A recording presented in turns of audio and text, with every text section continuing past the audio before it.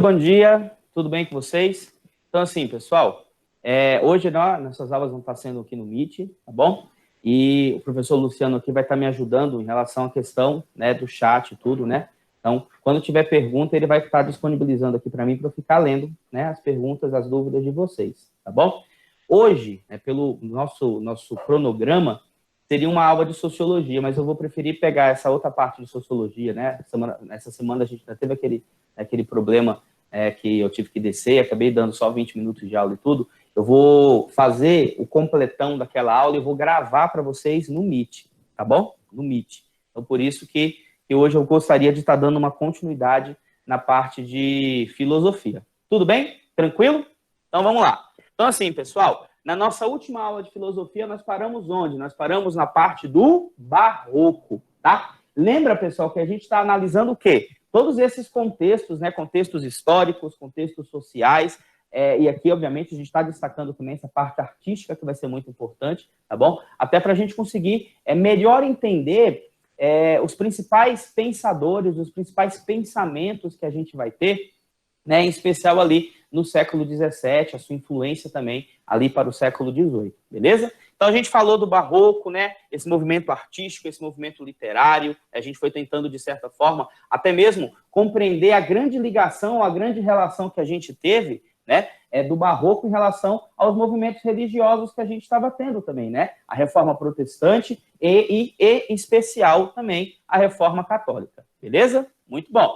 Falamos aqui desse quadro, né, Os Pescadores de Almas. Depois a gente começou a entrar um pouquinho no Bernini, né?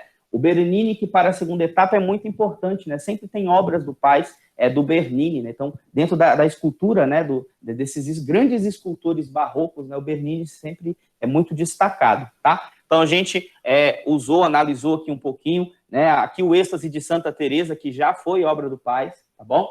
A gente também fez essa diferenciação entre o que seria, né, a escultura, né, algumas características das esculturas no Renascimento e também, é claro, né, as características no próprio Barroco, tá bom? Então, é bacana você perceber e saber fazer essa diferenciação, né? Isso é realmente muito importante, tá? Então, a gente destacou muito aqui a questão da racionalidade, né? Aqui no Barroco, a gente destacou muito essa questão da emoção, né? Aqui, por exemplo, no Renascimento, a gente destacou muito essa questão do estático, né? Dessa estaticidade, né? Dessa lógica e tudo. Até mesmo aqui, ó, observando um pouquinho o Davi de Michelangelo, tá certo? Muito bom. Aqui, quando você vai para o Davi de Bernini, né? Essa escultura barroca muito importante, aqui a gente já percebe a questão da emoção, a questão do movimento, tá bom? Então, isso daqui foi bacana. A gente também viu essa diferenciação também na pintura, né? Então, a gente viu, por exemplo, aqui, Tintoretto. O Tintoretto, pessoal, ele é meio que a transição ali da pintura renascentista e também da pintura barroca, né? Então, você tem obras do Tintoretto, que a gente pode estar vendo aspectos muito mais renascentistas, mas, por exemplo, essa daqui, que está em Veneza, né? Essa Santa Ceia, ela representa muito mais essas características barrocas, né? Então, o Tintoretto, ele é meio que esse pintor de transição, tá certo? Quando a gente pensa em Santa Ceia, a gente sempre pensa em qual, pessoal? Na Santa Ceia do Leonardo da Vinci, né? Então, olha só, né? A organização, as cores, né? A questão aqui da perfeição. Então, isso daqui é muito característica também, né? Da questão renascentista, né? Você vai aqui para um Tintoretto, né? Aqui você já percebe, por exemplo, a questão da luz, a questão das sombras, a questão do movimento. Você vê aqui o próprio posicionamento da mesa, que é um posicionamento que está o quê? Nessa diagonal, sempre dando ênfase a essa ideia de movimento, tá bom? Muito bom.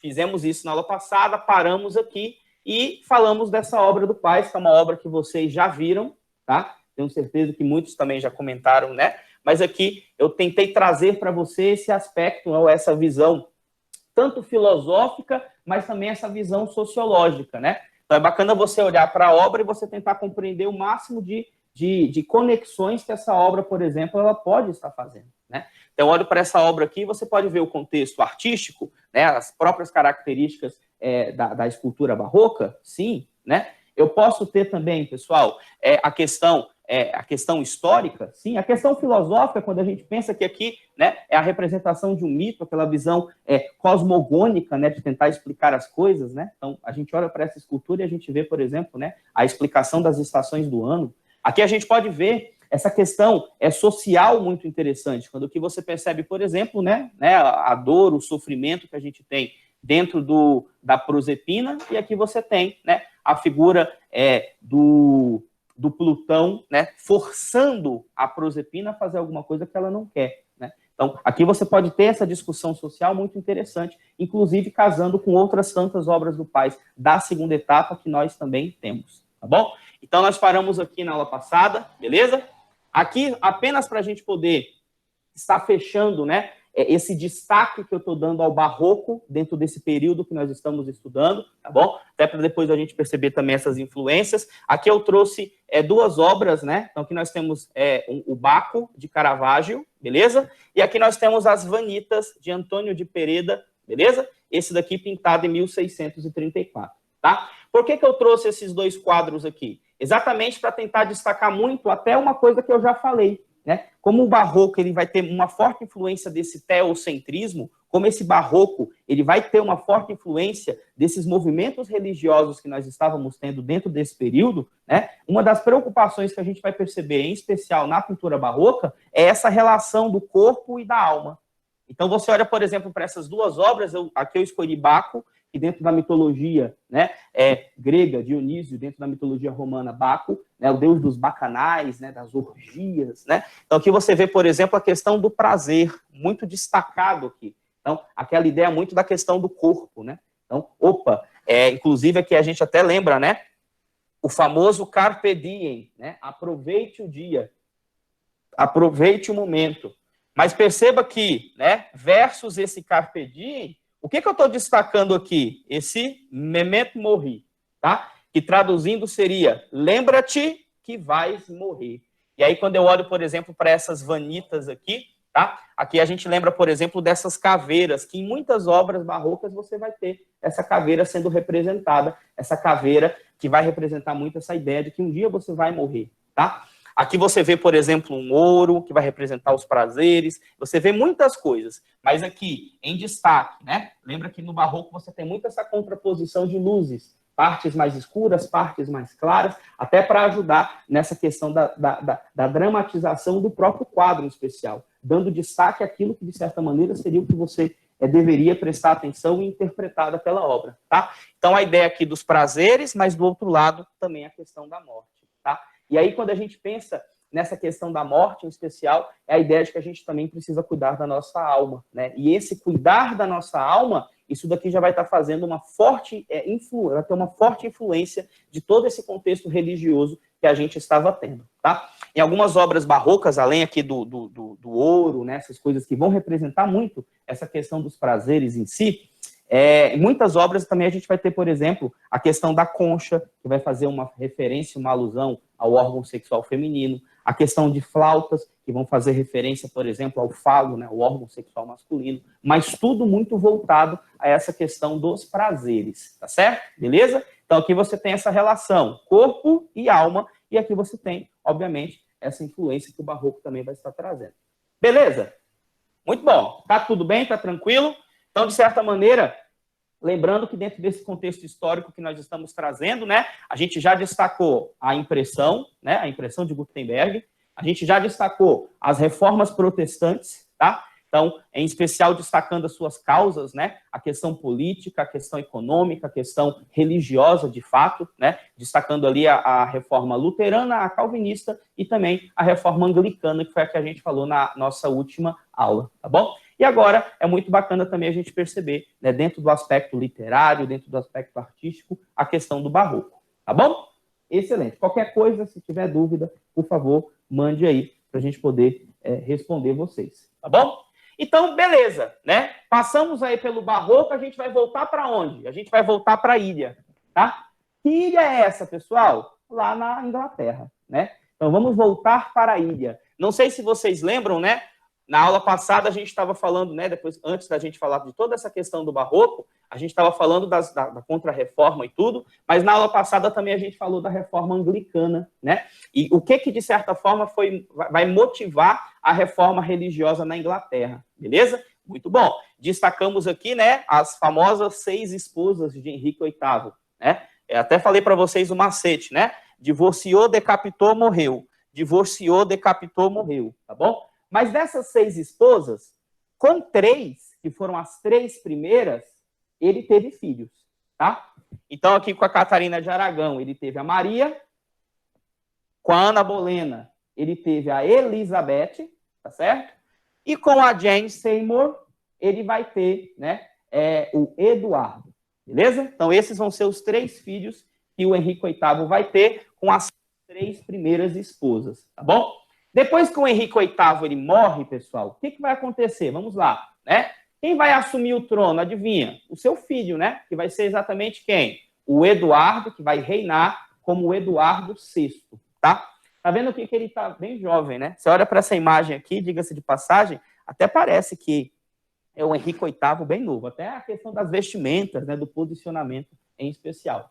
Mas vai acabar que o Eduardo, pessoal, ele vai morrer, tá? Ele vai ficar pouquíssimos meses no governo, né? Ele acaba morrendo, alguns afirmam de tuberculose, né? De muitas coisas, de muitas complicações com isso, e ele acaba falecendo, tá? E aí, quando ele morre, aí nós vamos ter uma grande disputa na Inglaterra. Por quê? Porque agora você vai ter, né? A rainha, a Maria, que é a filha mais velha do Henrique VIII, ali com a sua primeira esposa, que é a Catarina de Aragão, tá? E a Elizabeth, que vai ser a filha da Ana Bolena, tá bom? Ah, professor, mas calma aí, o Eduardo morreu, beleza, então quem tem que assumir é a mais velha, não é? Sim, mas o problema é que a mais velha é católica. Então lembra que o Henrique VIII foi aquele que fez a reforma anglicana, né? Ele queria se divorciar da mãe dela, né? Então o Papa ele não autorizou, o Papa não deixou, então até motivado por outras tantas questões políticas e econômicas da época, vai acabar fazendo com que o Henrique VIII, né, ele funda a Igreja Anglicana, tá certo? Quando a Maria, ela assume o trono, o que ela vai fazer, pessoal? Ela vai estar trazendo novamente o contexto católico, tá? Mesmo porque a mãe dela, Catarina de Aragão, extremamente católica, os avós dela, tá? Por parte de mãe, né, que eram os reis, né, os reis da Espanha, extremamente católicos também, tá? Isso vai acabar trazendo novamente um grande conflito religioso que a gente vai ter na Inglaterra, tá certo? O problema é que Maria vai reinar como Maria I e ela vai ter um apelido, que vai se chamar de a Sanguinária, porque ela simplesmente vai estar matando, vai estar perseguindo, né, todas as pessoas que seriam contrárias ao contexto católico da época, tá bom? O problema é que Maria, inclusive, ela vai, né, a irmã dela vai ser exilada, né? Porque, né, você é filha da amante, né, do meu pai. Foi por causa da amante do meu pai que vai ter todo o contexto da separação, um dos motivos do contexto da separação. Então, você vai ficar isolada lá, né? Então, havia, sim, uma grande rivalidade entre a Maria e a própria Elizabeth, filha de Catarina e a filha de Ana Bolena, tá bom? Só que Maria, ela acaba ficando extremamente doente, ela não tem filhos, tá? E Maria, ela acaba vindo a falecer. E aí quem vai assumir o trono? Quem vai assumir o trono vai ser Elizabeth I, tá bom? E Elizabeth I, né, com influências da sua mãe, Ana Bolena, que era protestante, tá bom? E obviamente com influências também, até mesmo da própria religião do pai, o anglicanismo, tá? A Elizabeth I, ela vai consolidar a religião anglicana como a religião oficial da Inglaterra, tá? Então a gente percebe aqui que com o Henrique VIII você vai ter a criação da religião, né, inglesa, tá? A religião anglicana, beleza? Com a Elizabeth I a gente vai ter de fato a consolidação, mesmo depois de todo esse período perturbado que a gente vai ter com a Maria I, tá? Eu vi aqui uma pergunta, Luciano, você coloca para mim aí? Tem um número 1zinho bem ali. Nananana, da Júlia, né? Essa Elizabeth é a prima da Mary Stuart? Tá bom? Vai ser a Elizabeth, inclusive, que vai estar mandando matar a Mary Stuart, tá? Dentro de um mesmo contexto de religião também, né? Porque a Mary Stuart, pessoal, ela é o quê? Ela é católica, tá certo? Então, ela também não concordava com a religião anglicana, né? Influenciada até mesmo, né? Pelo papado, influenciada também por outras grandes potências católicas que a gente tinha na Europa, né? A própria França, a própria Espanha, a Mary Stuart, né? Vai, juntamente com tantas outras coisas, vai tramar, né, a morte da Elizabeth I, né? A Elizabeth I, a Mary Stuart, ela é descoberta, tá bom? Dentro dessa trama e tudo, e Mary Stuart perde a cabeça, ela é decapitada, tá bom? As duas são primas, tá? As duas são primas. A mãe da Mary Stuart, ela é, na realidade, irmã do Henrique VIII, tá bom? Beleza? Respondi, Júlia. Qualquer coisa, tá? Eu gosto, as duas hoje estão enterradas na abadia de Westminster, tá? Mesmo as duas sendo grandes rivais, né, em vida, né, tendo essa questão das suas mães, que também eram inimigas, né, esse contexto religioso, né. Quando eu fui lá agora, uma coisa que me chamou muita atenção é que as duas estão lá, né, enterradas na mesma cova. Inclusive tem um espaço aqui em branco, é o espaço que eu vou colocar o que está escrito na cova mesmo, né, eu que não tive oportunidade e tempo de poder estar traduzindo, mas está escrito mais ou menos assim, tá? Irmãs em vida, né, e enterradas juntas, né, na mesma cova, né, mesmo com tantas disputas, com tantas coisas, mas elas estão juntas para a eternidade, né, irmãs em vida e juntas na eternidade, beleza? Muito bom.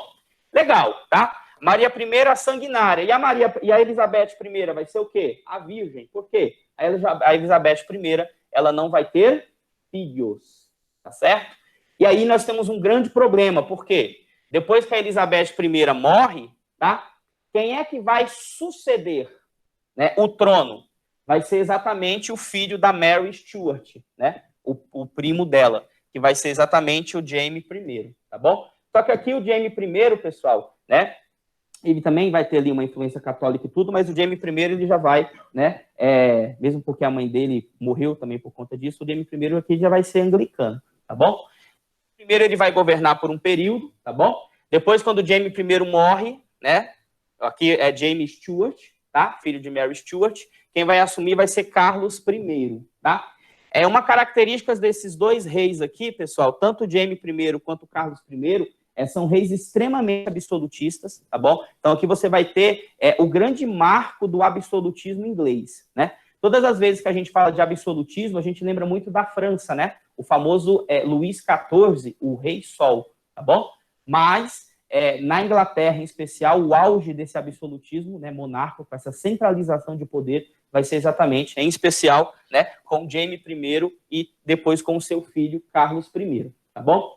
Aqui, né, na Inglaterra, a gente vai ter de novo um grande conflito religioso, tá? Professor, de novo, católico e anglicano? Não. Agora a gente vai ter um conflito entre os anglicanos e os puritanos, tá? Quem são esses puritanos, pessoal? Esses puritanos são calvinistas, tá? O calvinismo ali de Jean Calvin, obviamente, ele vai se espalhar para muitos lugares, tá bom? Inclusive, ele vai chegar também à Inglaterra, tá bom? Aqui você vai ter uma relação de classe social muito forte. Por quê? Os anglicanos, eles vão ser associados a uma aristocracia, à nobreza, tá bom? E os calvinistas e esses puritanos, eles vão ser associados, né, às classes mais baixas, inclusive até mesmo, né, a própria burguesia, tá bom? Então, aqui você vai ter um conflito religioso, né? Os anglicanos e os puritanos, tá? Os anglicanos que defendem, acima de tudo, né, o rei, né, a centralização do poder, as medidas tomadas pelo próprio rei, tá certo?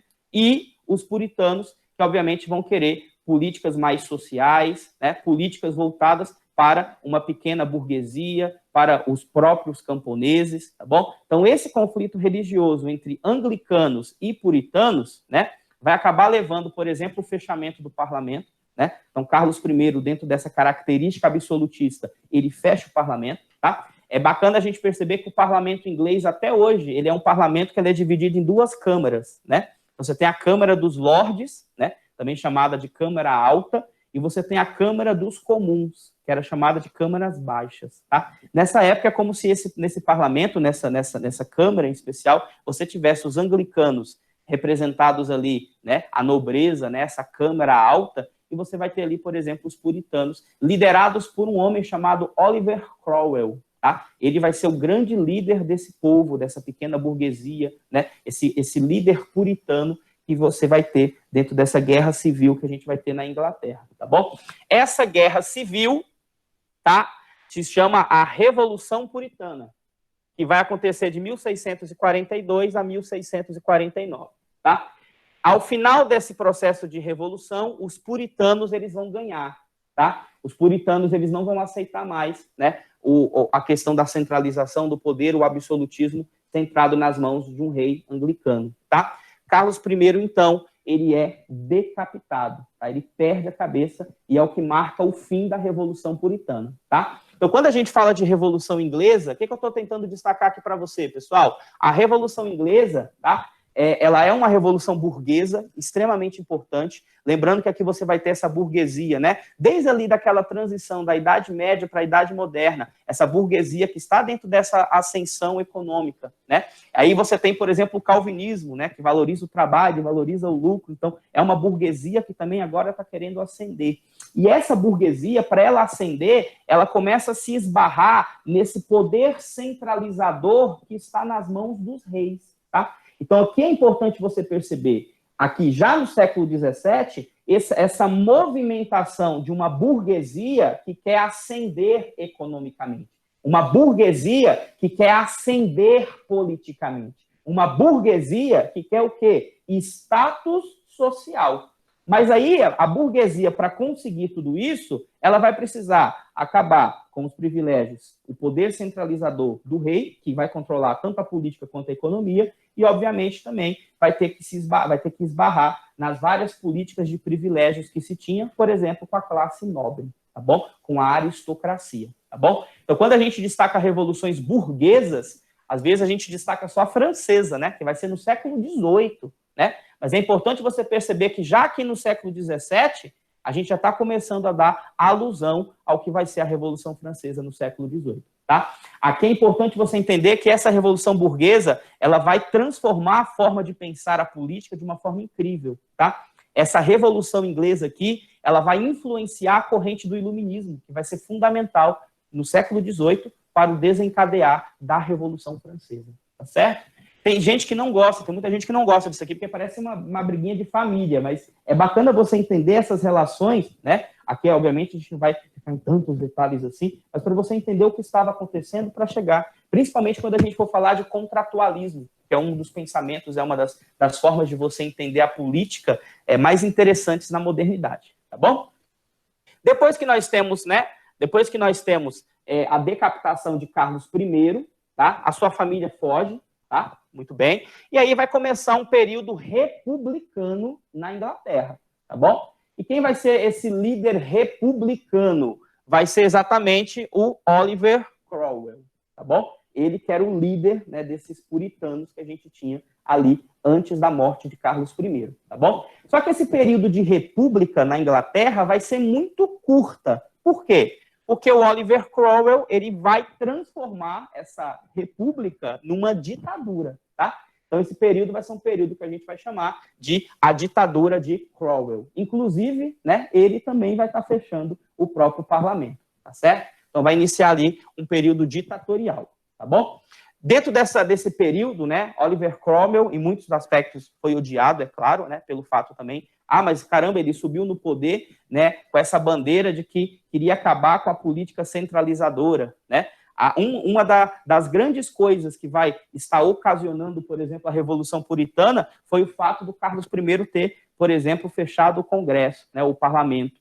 E o que o Oliver Cromwell fez? Ele fez a mesma coisa, tá certo? Então, depois de um determinado período, inicia esse período ditatorial, tá bom? Economicamente, a Inglaterra vai passar por uns avanços imensos, né? Então, a Inglaterra ela vai se fortificar bastante dentro desse aspecto econômico, tá bom? Então, ela, de fato, ainda hoje, todas as vezes que a gente fala, principalmente quando a gente destaca, né, a Marinha Inglesa, ali no século XIX, em especial, né, a Marinha Inglesa, né, que foi importante também ali, né, na Primeira e também na Segunda Guerra Mundial, a gente vai perceber que esse crescimento vai se dar, em especial, aqui, dentro desse período do Cromwell, tá bom? O problema é que o Cromwell, o que acontece? Né? O Cromwell, ele morre. Aí o filho dele, que já que é uma ditadura, né, quase uma coisa hereditária aqui, o filho dele era fraco, o filho dele não era que nem ele, né?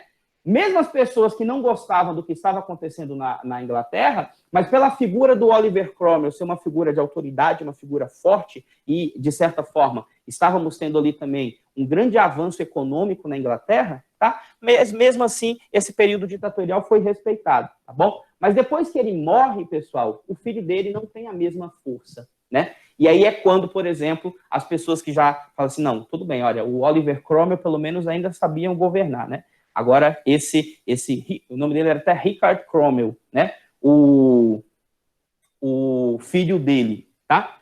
A Cecília perguntou, a ditadura vai de que ano até que ano? Vai de 1649, tá? A ditadura de Cromwell, ficou escuro, né? 1649 a 1660, tá bom?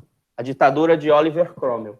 Destaque aqui em especial, né, os atos de navegação, foi ele que fez, que vai fazer com que a Marinha Britânica e o comércio marítimo britânico dominasse o mundo, tá certo?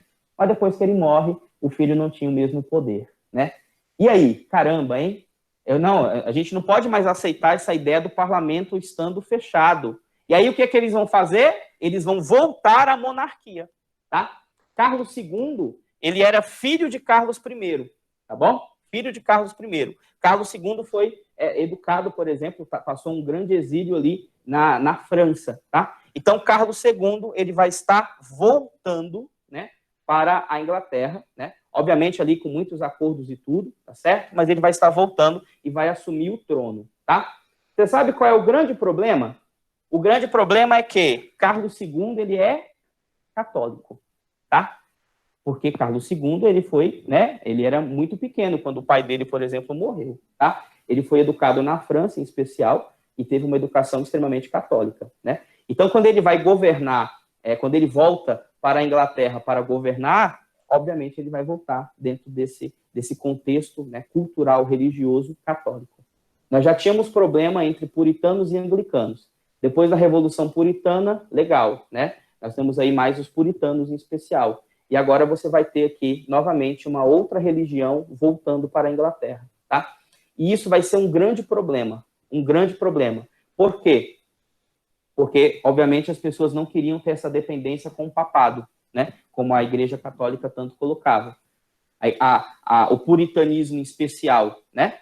Pelo menos colocava a ideia de uma igreja ali nacional, né? Burguesa, com os ideais burgueses, né? Mesmo o anglicanismo, por mais que era associado à monarquia e tudo, né? Mas pelo menos ainda era uma coisa inglesa. Quando ele vai com esse catolicismo, com essa tendência católica, né? Ele vai governar, né? Ele vai acabar falecendo, vai acabar morrendo, mas aqui você já começa essa rusga em relação à questão dele ser católico, tá? Carlos II, ele vai morrer, ele vai durar pouco tempo, ele vai morrer, tá bom? Ele não deixa filhos, e aí quem vai assumir vai ser o irmão dele, que é o Jaime II, tá? O Jaime II, filho de Carlos I, né? Os dois são irmãos, tá bom? Jaime II, que também é católico, tá bom? E vai ser em cima do Jaime II que toda essa insatisfação pelo fato dele ser católico, né? Vai ocasionar o fim da Revolução Inglesa. Como é que vai funcionar isso, pessoal? Olha, né, nós temos aqui uma alternativa. Qual vai ser essa alternativa? O Jaime II tem uma filha. Essa filha se chama Maria Stuart, que é casada, né, com o sobrinho dele, que é o Guilherme de Orange. O Guilherme de Orange, né, é neto do Carlos I. Então, de certa forma, aqui, tanto o Guilherme de Orange quanto a Maria Stuart tinham basicamente aqui a mesma questão sanguínea, tá? E o Guilherme de Orange e a Maria Stuart são protestantes, tá? O Guilherme de Orange, a Orange era um principado que a gente tinha no que hoje seria, por exemplo, a Holanda, né? Era um dos principados que a gente tinha nos Países Baixos, tá? A Maria Stuart, que é a filha do Jaime II, quando casou foi morar lá, tá? E ela vai acabar aderindo, né, ao protestantismo, tá bom? Então o parlamento, ele vai começar a juntar as coisas, assim, olha, né? Esse negócio desse rei católico aqui não vai dar certo, não. Nós temos uma alternativa. Vamos trazer o sobrinho dele mais a filha dele, que eram casados, para eles governarem no lugar dele, tá? E aí, essa mudança, né? Essa mudança de poder vai ser chamada de a Revolução Gloriosa, tá? E o que é essa Revolução Gloriosa, pessoal? Por que ela é chamada assim? Ela é chamada porque não teve derramamento de sangue, não teve guerra, não teve briga que nem foi, por exemplo, a Revolução Puritana, tá? O Carlos II viu que realmente não tinha como, né? Não dava para manter também. Obviamente, primeiramente, ele vai resistir, mas quando ele viu que estava todo mundo contra ele, ele simplesmente sai pelos fundos, e aí o navio trazendo Guilherme de Orange e a sua filha, Maria Stuart, para serem os novos reis e rainha da Inglaterra, tá bom? Eles vão assumir a religião anglicana, tá? Então, a religião anglicana, né, se torna a religião oficial da Inglaterra, tá bom? Guilherme de Orange e Maria Stuart, né, vão jurar também, né, vai chamar a petição dos direitos, né, na qual o rei, ele reina, mas quem governa é o parlamento. Então, a Revolução Gloriosa, ela também marca, né, o fim do absolutismo na Inglaterra. Porque agora você vai ter, de novo, uma monarquia. Você vai ter um rei e uma rainha, tá? Mas aqui você vai ter uma constituição, aqui você vai ter a figura do parlamento. Os poderes do rei são poderes que também têm um certo limite, tá? Então, uma das grandes questões que a gente vai ter com o fim da Revolução Inglesa, tá? É que aqui a gente já vai perceber como que esse sistema político que vai ser o absolutismo começa a ser questionado, tá? Porque aqui você vai ter uma monarquia, porém não mais uma monarquia absolutista, tá bom? E aqui começa o reinado de Guilherme de Orange e Maria Stuart, beleza? Eu acho que eu vi alguma pergunta aqui. Toda essa briga causa hoje... Eu não estou entendendo sua pergunta. Toda essa briga causa hoje o reinado da Elizabeth II não ter legitimidade, né? Não, tá? O reinado primeiramente, a rainha Elizabeth II, que é a rainha vigente, né? É possivelmente a rainha mais amada que os ingleses já tiveram, né? Então, eles adoram a Elizabeth, né?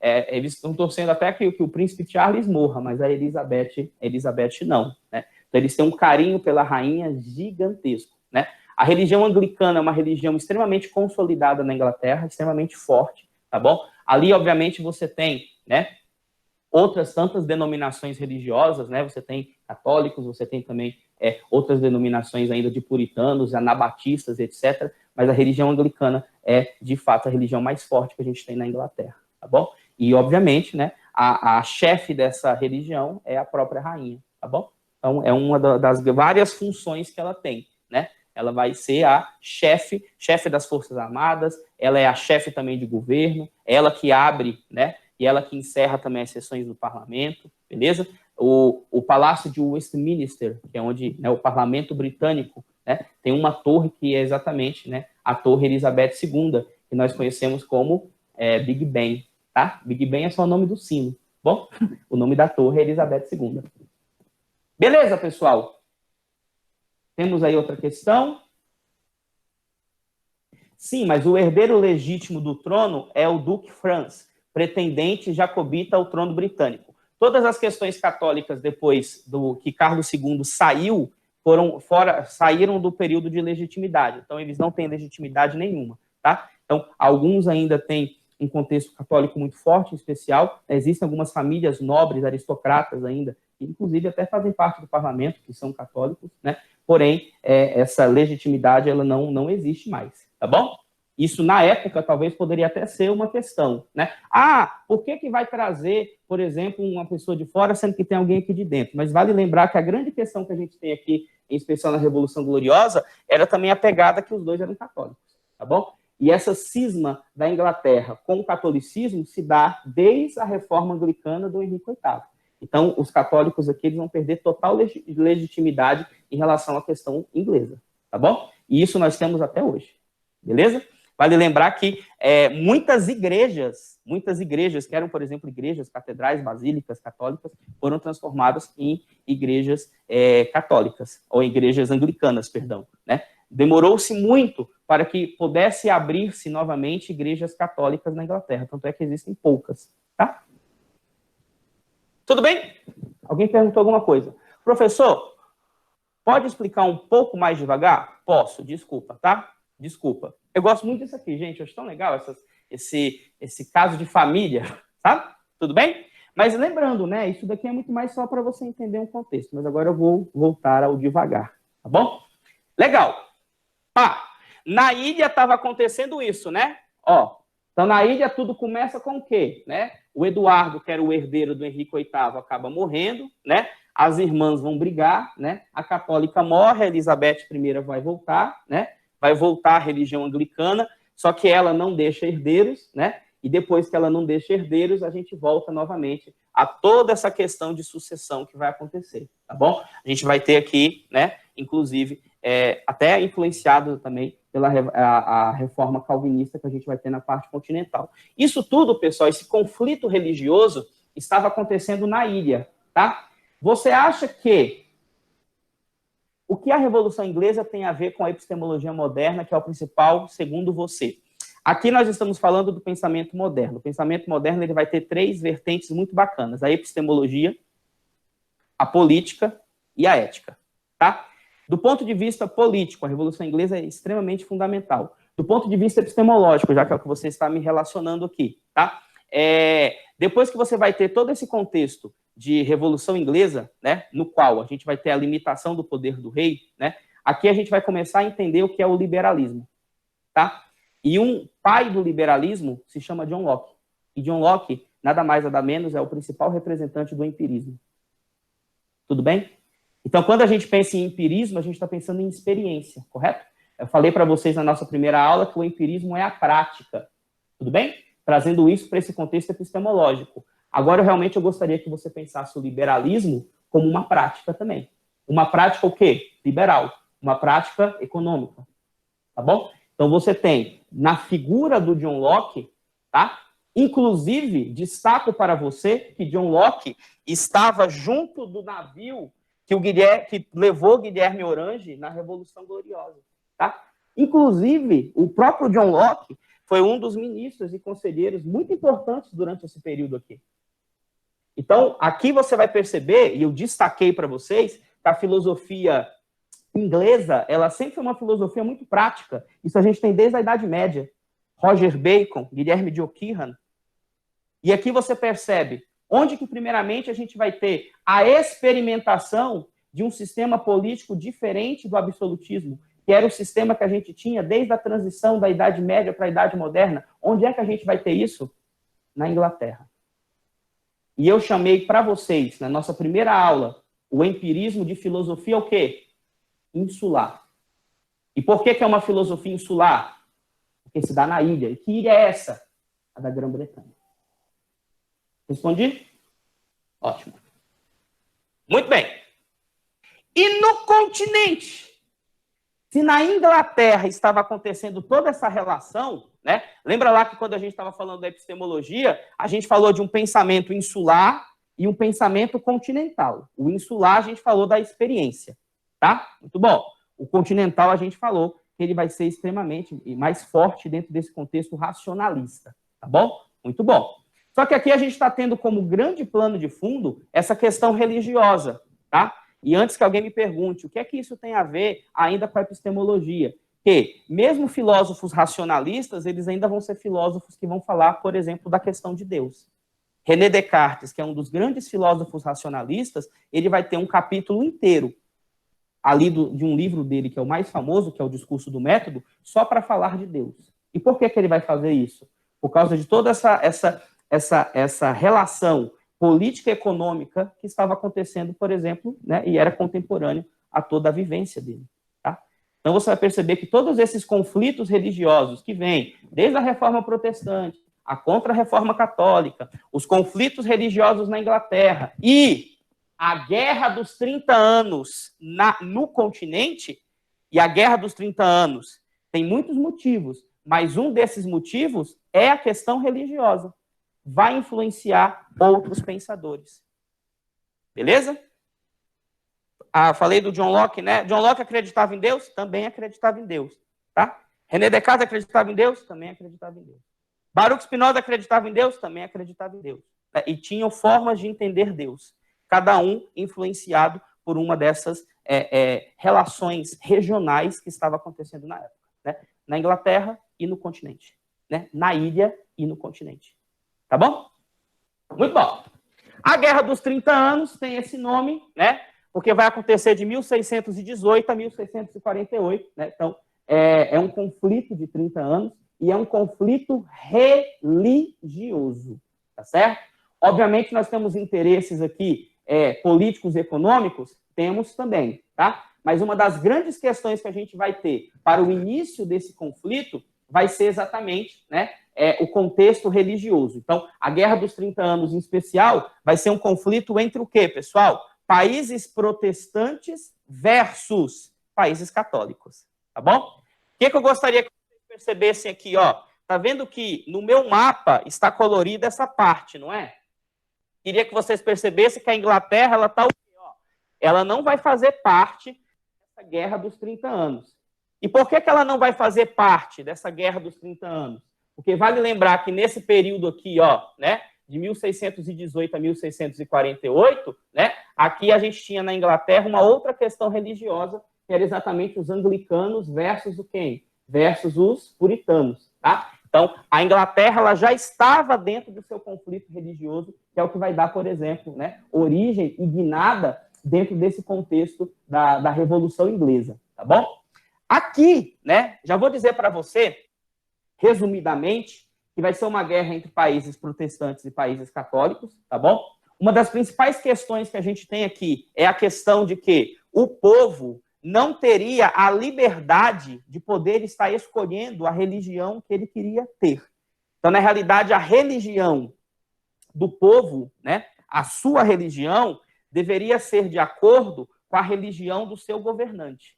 Então, se você, por exemplo, em outros lugares, isso era mais fácil de você lidar. Então, por exemplo, a França, um país extremamente católico, a Espanha, também um país muito católico. Mesmo a França tendo muitas influências aqui, né, até mesmo do calvinismo, né, e tudo, mas a França ainda vai conseguir lidar com isso com muita facilidade, tá bom? O problema maior dessa relação, na qual você não vai ter essa liberdade de escolher a religião que você quer, ela vai se dar principalmente aqui, pessoal, ó, nesses pequenos principados, nesses pequenos territórios, tá bom? Beleza? Então, imagine aqui, né, em alguns lugares aqui, quando a gente pega aqui o Império, o Sacro Império Romano-Germânico, tá? Que aqui, nessa parte germânica em especial, vai ter muita influência de Lutero, né? Então, muitos aqui vão ser luteranos, mas alguns governantes, eles ainda vão permanecer católicos, tá? Ou pode acontecer o contrário, né? O governante, o príncipe, né, o duque, o nobre daquela região, ele é, por exemplo, luterano, mas o povo, por exemplo, quer ser católico, né? Então, uma das coisas que vai instigar um pouco esse conflito vai ser isso, tá bom? Então, por exemplo, né, vai chegar um momento que alguns representantes, eles vão até Praga, tá? Para pedir, né, que tenha-se uma conversa em relação a essa questão dessa liberdade religiosa que as pessoas deveriam ter, né? Qual religião seguir, né? O problema é que esses mensageiros que foram, eles foram jogados pela janela, tá? Janela em francês é fenêtre, tá? Então, quando você joga alguém pela janela, se chama desfenetração, tá? Então, era uma forma de você matar muito comum naquela época. Você pegava aqueles castelos, aqueles palácios gigantescos, e você simplesmente empurrava a pessoa e você matava a pessoa dessa forma, tá? Esses mensageiros, então, protestantes, né, foram desfenetrados, né, foram empurrados, né, janela abaixo, e ali começaram-se, então, né, alguns principados luteranos, né, se aliando a isso, alguns principados católicos, né, tentando, obviamente, né, conturbar isso daí, tá bom? Então, o primeiro choque que a gente vai ter vai ser exatamente dentro dessa relação. Países protestantes versus países católicos, e uma das grandes lutas que a gente vai ter vai ser exatamente por essa liberdade religiosa, tá bom? Quem é que ganha essa batalha? Quem é que ganha isso, tá? Quem ganha, pessoal, é a França, tá? Já, hoje não vai dar tempo, porque falta 5 minutos para acabar a nossa aula, tá? Quem ganha com isso tudo é a França, tá? A França, que é um país, o quê? Católico.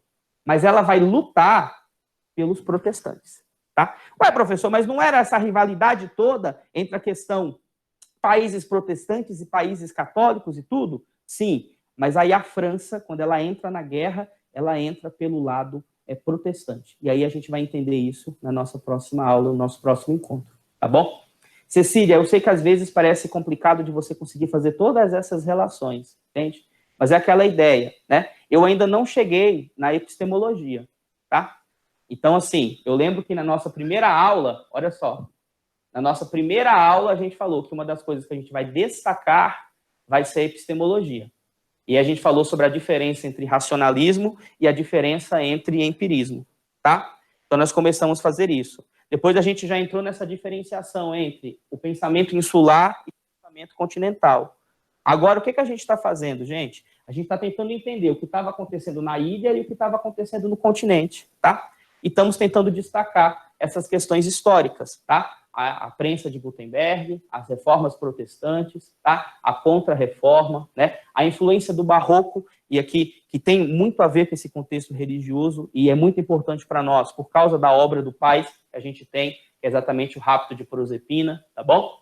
Hoje falamos da Revolução Inglesa, né? Que é o que vai estar acontecendo depois da morte do Henrique VIII, tá bom? Muito bem, todas essas bagunças que nós tivemos aqui. Isso daqui vai ser extremamente importante para o contexto político, extremamente importante, tá bom?